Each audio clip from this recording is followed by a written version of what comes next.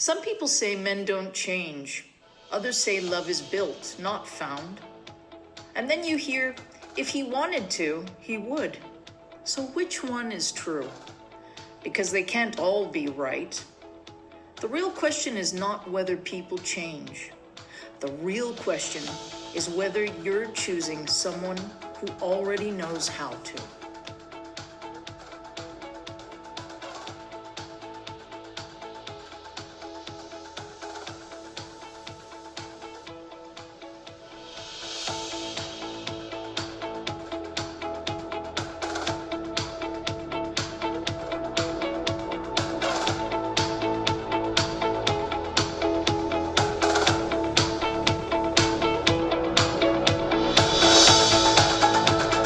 Well, hello all.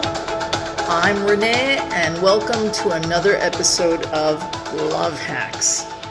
So, there's something deeply confusing about modern dating because everywhere you look, the advice contradicts itself.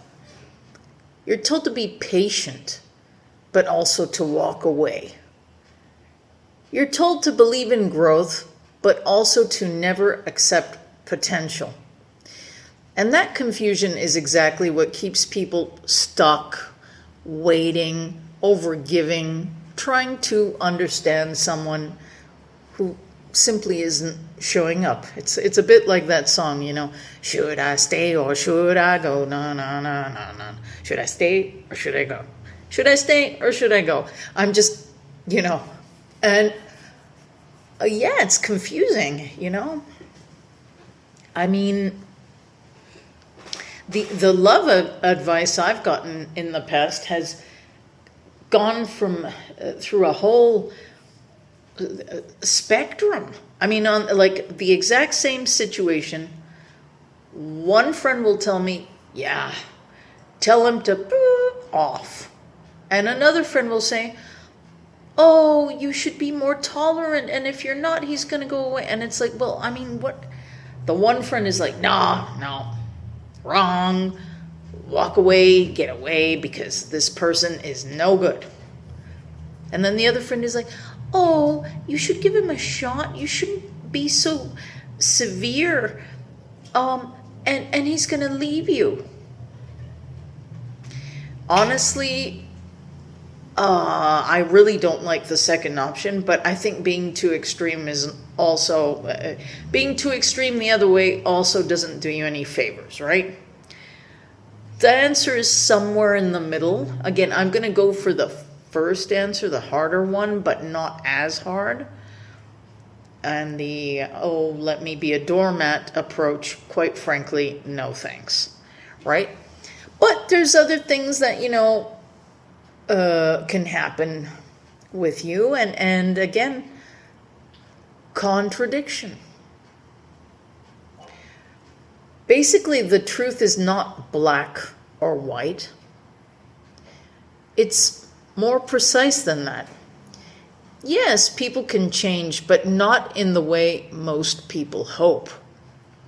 People don't change because you love them more. They don't change because you stay longer. They don't change because you explain things better. People change when something inside them shifts, when their identity shifts, when their priorities shift, when their pain becomes louder than their comfort. And that is definitely not something you can control. So basically, it's up to the individual. I mean, you can sit around, or not sit around, be active, trying to really make the person change. But if they're set in their ways and they really don't think you're worth it, well, then they're not going to change, right? And that's a hard gulp to swallow, it really is, when you realize that it's out of your hands, right? If they really want to be with you, they will make that effort. But if they don't, if they take you for granted, they're not going to budge. And you can try every approach you want. It's just not going to fly because they're not sufficiently interested. So you have to keep your eyes open for your own mental health. So if you're thinking, maybe I should stay because this person will change, that's the wrong question. The real question is whether this is someone who is already showing the capacity to grow. Because there's the difference between someone imperfect who is evolving and someone who's completely comfortable staying exactly where they are. And unfortunately, most people confuse the two. And you see it, I mean, oh my God. Well, just recently, talk about not being interested in someone. I've gotten good at filtering. I went to an event this weekend with a lovely friend, a woman, younger woman than me. And it was clear, like we were in line and there was this chap, regular looking, no big deal. He struck up a conversation with both of us. Now, he looked young to me, so I really, honestly, didn't even pay much attention. I was nice and whatnot, but I wasn't expecting anything. And I felt he took a fancy to my friend, which was fine, But this is what happened. He tried to... Well, he got both our numbers out of courtesy. I thought, I can be the wingman or whatever if she's interested. Then he leaked some information the next day to me and told me that he went out on a date with this person. And then he said, but she was showing no interest. And I said, well, she's got her life and good that she went on a date with you. But I mean, if it didn't fly, it didn't fly. And I said, I barely know you and I can't opine in the sense I can't interfere. Because he was like, I really like her. And I'm like, well, good for you. Keep trying. Right? And I left it at that. But then the guy starts writing me constantly. Not about her. Asking me if I want to go out. And I thought, oh my goodness. My friend has shot this guy down, and now he's trying with me. Of course, I'm not a bad guy, but certainly didn't take it well with my friend, and now is trying with me. Obviously, I'm not in for seconds at all. I'm not interested, And because I'm much older than this person, I actually told him, I said, save yourself the grief. Okay? In both cases, the opinion is, it's not that you're a bad person or anything. There's no interest. So you see what I mean? When there's no interest, no interest on my friend's part and no interest on my part either. I wish the guy well, but he did come off as somewhat desperate. There's just no interest on either end. I wanted to save this guy from, wasting time by trying to change my friend's opinion. And then he'd given up on my friend and then tried to get me involved. And of course, I'm like, well, no. But the guy invested a lot of energy when the answer's clear. My friend's not going to change, and I'm not either. All right? And I wish this guy the best. But in both cases, zero interest. And that happens. So rather than, the cliche, beating a dead horse, what a violent image, but that's an expression if you don't know it. Again, a person who does take interest will change for you. Not completely, but if they're interested enough in you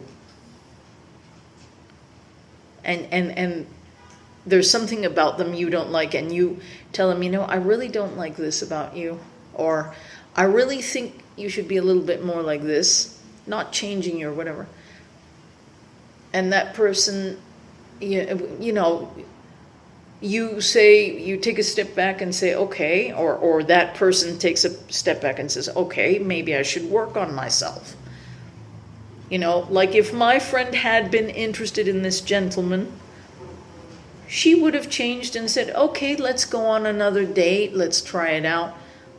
But she wasn't. It's clear as day, And that's a very basic example, but she wasn't interested. She gave him a shot in the sense she did go on one date, a day date, which I recommend if you're just testing the waters. And she wasn't convinced, and she has every right to not be interested. But the guy took it hard and then said, well, if I can't with her, I'll try with her friend, which is me. No. You see? So it's a waste of time trying to get people to change when they are simply not interested. It's clear as day. And, well, there's other situations. For example, if you meet somebody who's a womanizer, oh yeah, once a womanizer, always a womanizer, or kind of like once an alcoholic, always an alcoholic. Well, you might bump into a womanizer, but if that womanizer finds you not just irresistible, but apart from that, has a lot in common with you, not the seducing and that, but interests, feels at home with you, has the same hobbies as you, chances are maybe that womanizer will say, hey, I found a woman that I share a lot with. Common interests. Common interests. So that womanizer might just say, you know what, I really like this woman. And she's got qualities I've not seen in other women. And we get along great, and we have a lot in common. You know what? Forget womanizing. I want to be with this girl. Same the other way around, right? Maybe there's a femme fatale or whatever who, she goes out with a lot of men and then meets a really sweet guy. It reminds me of that movie. It's quite old now. I remember when it came out. That's how old I am. There's this movie called Notting Hill. A very famous movie. I'd say now it would be considered a classic, with Julia Roberts and Hugh Grant. And basically the film is about a movie star, played by Julia Roberts, who ends up getting into a relationship with an everyday Joe, in this film, Hugh Grant. I really recommend this film. I'm not going to give away the plot, the whole plot and the ending, no, but, there was a match there. And she changes some aspects of herself, and guess what? He does too. Because there's genuine interest. So wasting time on vapid relationships, which aren't even relationships. Sorry, I need to drink some water. Honestly, if you, again, and I said this during the other podcast, or maybe the one before, if you're into that, if you just want to play around, well, then find people like yourself and play around with them, because they want the same thing. Goodness, it's raining. Sorry about that, guys. I can't stop nature. But if you, how can I put it? If you want something serious, well, filter. And if you're into somebody who is not ready to change at all, then you know right then and there that they're just not, like the book says, they're just not that into you. Okay? And that's it, Now, Sometimes people don't avoid relationships because they don't care. They avoid them because of what they believe relationships are. To them, it might mean losing freedom, being controlled, constant conflict, or becoming someone they don't want to be. So then they pull away, and more often than not, it's not always about you. It's about their internal model. So there is that too. There are people that are terrified of relationships. Maybe they want one, but they see, maybe because of the things they've seen in their lifetime, at home and just toxic relationships, they're kind of terrified. That happens too. I have to say that. All right? So you have to keep that in mind as well. And yes, people can shift when they experience something different. Not because you convince them, but because they feel something different. But that doesn't mean it's your job to fix them. Okay? You're not Mr. or Mrs. Fixer. You're not here to build someone, and you're not here to carry the emotional weight of a relationship. What you can do is show up with a clear standard for love, not by explaining it over and over, but by embodying it. So, this being over-explanatory is just a waste of time. You see, because if you're constantly explaining, my goodness, it's a waste of saliva.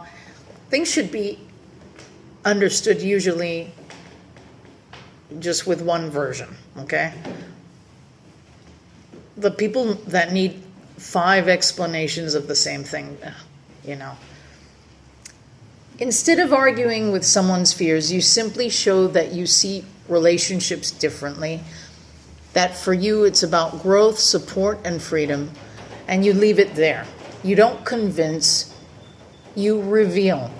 And that alone shows them there's another way, while making it clear that's the only way you will participate. Okay? So, this is where we have these limits. We set limits, right? You have to voice what you want after you've decided you're interested in this person. You've decided it. Again, you got to wait for their reaction too. Because maybe you're fully invested in this and then you're getting shortchanged. You know what I mean? And it takes time. It does take at least a few months. But keep your glasses on, keep your clinical eyes open. Because people do reveal who they are through in common conversation. Regular daily conversation. You will notice things. For example,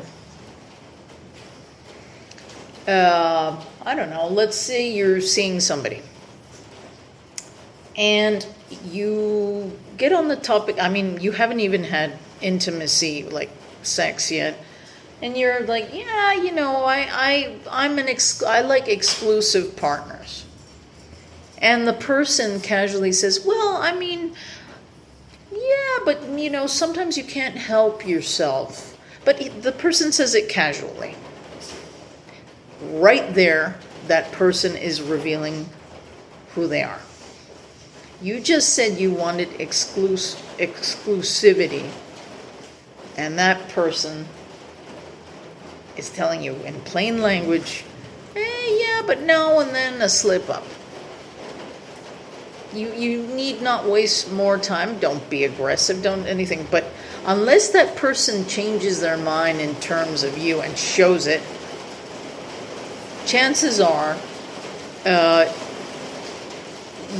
going to continue doing what they've always done, which is sleeping around with different people. Unless they've heard you, taken it in, and have thought about you and said, you know what, I want to respect this person, I want to be with them formally, then they'll change, you see. but you listen also. Yeah? How can I put it? You don't need to be aggressive about it. Yeah? I mean, you don't need to be aggressive about boundaries. You don't need to be overly emotional either. You just have to be clear. You express what you need in a calm and grounded way, because boundaries are not about controlling someone else. They're about revealing who they are. The right person adjusts. The wrong person pulls away. And that's not rejection. It's clarity.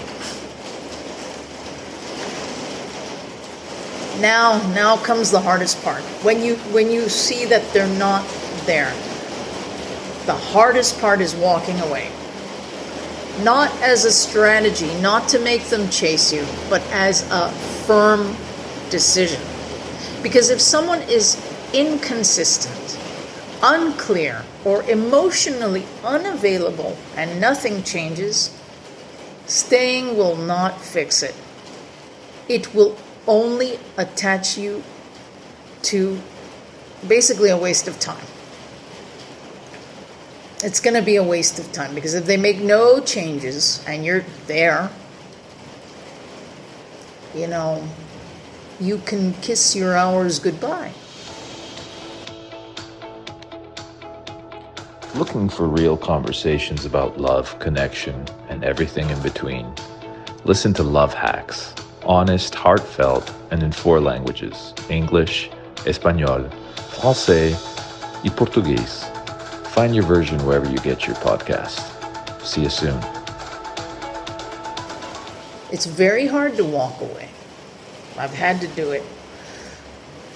And, hey, you're human. You can be, how can I put it, emotional at times. Not in front of them, but, maybe weep a little and that. I mean, that's a perfectly normal reaction in private, or just have to reflect on things. But you have to see things the way they are, not the way you want them to be. Okay? If you know what you want, you have to see what hand of cards you're being dealt. All right? It just is that way. I mean, thinking of potential, like maybe he'll change after 3 months. Maybe he'll realize that I'm different from all the other women he's been with. Yada, yada, yada. Well, that's called potential, but that's not reality. That's potential. And potential often feels real, but it isn't. It's kind of like when you go to a job interview and you get told you've got potential. And you get really excited. You're like, oh my God, I'm going to get this job. And then it turns out you didn't get it. But you were told you had potential, right? But it never materialized. So that's not reality. Reality is, hey, we hired you.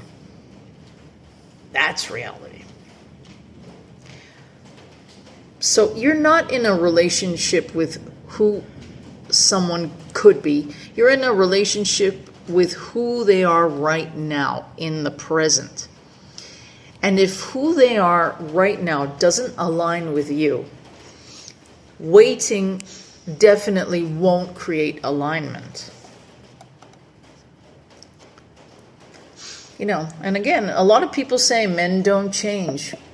But what often happens is that people stay with those who don't. And then that becomes the story. Oh, yeah, I dated Brad for 6 months. And really, there was a lot of potential. And then it kind of fizzled. Well, then it was never a reality. I mean, it was a reality that you got with Brad. But It never turned into what you wanted, which was a stable relationship. It was just fuzzy, wuzzy, passionate moments, you never being a priority, yada, yada, yada, right? If you stop giving time to people who don't grow, your entire experience will change, because now you're only around people who, though imperfect, and we all are, they grow. So suddenly everything feels very different. And again, the right person doesn't need to be perfect, but they need to be responsive to connection, to boundaries, to growth, because love is not about finding someone flawless. It's about finding someone willing, someone who's willing to meet you, to get to know you, a person who's willing to grow, and this person is willing to build something real, not a castle in the clouds. Pardon the cliche, but not a castle in the clouds. And your job is not to convince someone to become that person. Your job is to recognize if they already are.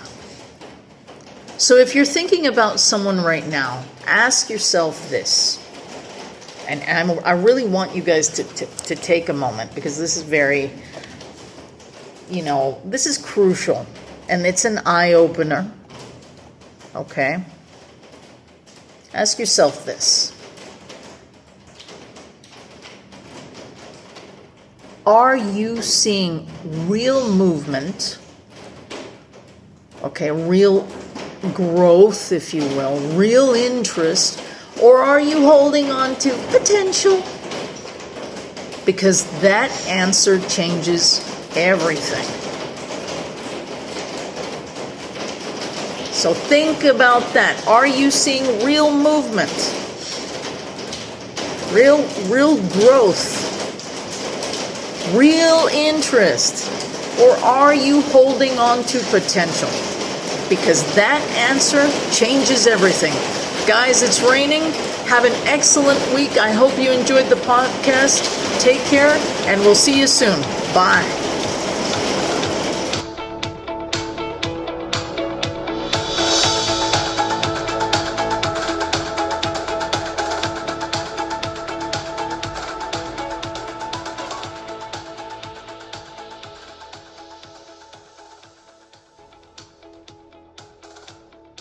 If this episode resonated with you, make sure to like the video and share your thoughts in the comments. We'd love to hear from you.